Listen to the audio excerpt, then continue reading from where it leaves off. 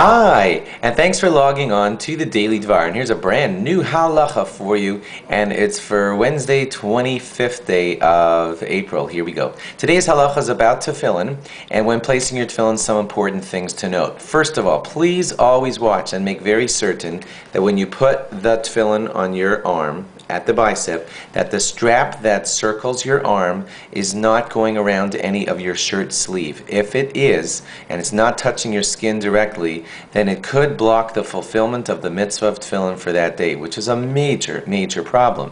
It means, well, I guess would mean most importantly, you didn't fulfill the mitzvah of tefillin that day. That's terrible. B, the bracha that you made on your tefillin was for naught, because you said you were going to put on, blessed is God who gives you the command of putting on tefillin, and then you didn't put on tefillin because they weren't bound on your arm.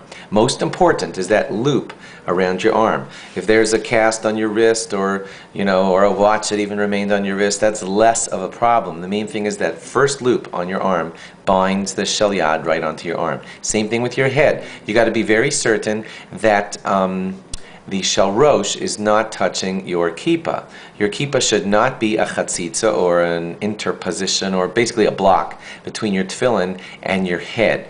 Okay, so again, check for that, because if your kippah was under the main ring around your head throughout the entire time that you were wearing your tefillin, then you didn't fulfill the mitzvah that day. And again, that's terrible. While we're on that, I should just mention that long, thick hair is also a problem. What's considered too long? Differing opinions on that. If you think you're in trouble, check with your rabbi to make certain that your hair is not too thick at that spot all around your head where your tefillin go over.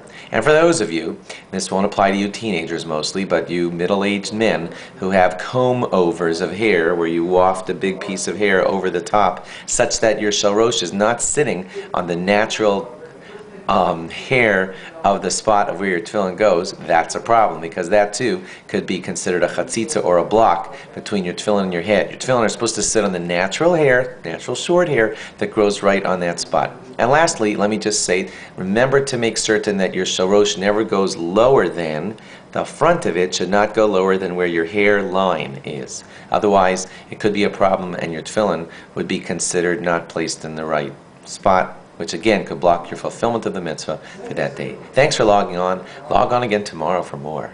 Bye-bye.